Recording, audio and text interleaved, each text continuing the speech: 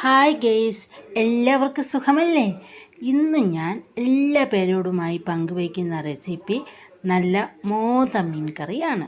സാധാരണയായി വറുത്തരച്ചും മുളകിട്ടും നാളികേരം പച്ചക്കരച്ചുമാണ് ഈ മീൻ വയ്ക്കുന്നത്. ഞാൻ ഇന്ന് ഇത് വറുത്തരച്ചാണ് ഉണ്ടാക്കുന്നത്. ആദ്യം ഈ മീൻ കഷ്ണങ്ങളാക്കി നന്നായി കഴുകിയെടുത്ത് ഇതിലേക്ക് ഉപ്പ്, കുടംപുളി, രണ്ടായി മുറിച്ച് വെച്ച പച്ചമുളക് എന്നിവ ഇട്ട് മാറ്റി വയ്ക്കുക. ശേഷം ഒരു കടായിയിൽ 10 മുതൽ 15 വരെ ചെറിയ ഉള്ളി, 2 തണ്ട് കറിവേപ്പില, അരമുറി നാളികേരം, 2 സ്പൂൺ കുരുമുളക് പൊടി, 1/4 ടീസ്പൂൺ ജീരകം, 2.5 ടേബിൾ സ്പൂൺ മുളക് പൊടി, 1/2 ടീസ്പൂൺ മല്ലിപ്പൊടി ഇവയെല്ലാം ചേർത്ത് നന്നായി മൂത്ത് വരുമ്പോൾ തണുക്കാനായി മാറ്റിവെച്ച് തണുത്തതിന് ശേഷം നല്ലപോലെ അരച്ചെടുക്കുക.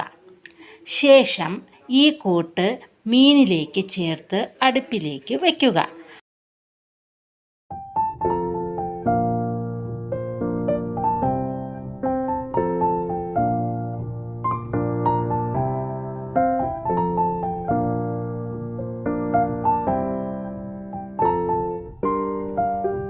അടുപ്പിലേക്ക് വയ്ക്കുക.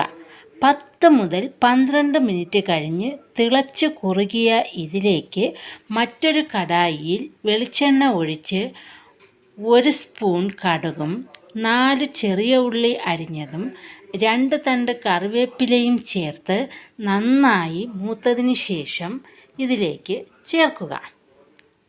നല്ല കൊതിയൂറുന്ന മോത മീൻ കറി തയ്യാറായി കഴിഞ്ഞു.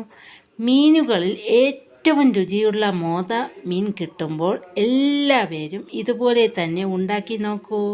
പാത്രം കാലിയാകുന്നത് ഒട്ടും തന്നെ അറിയില്ല.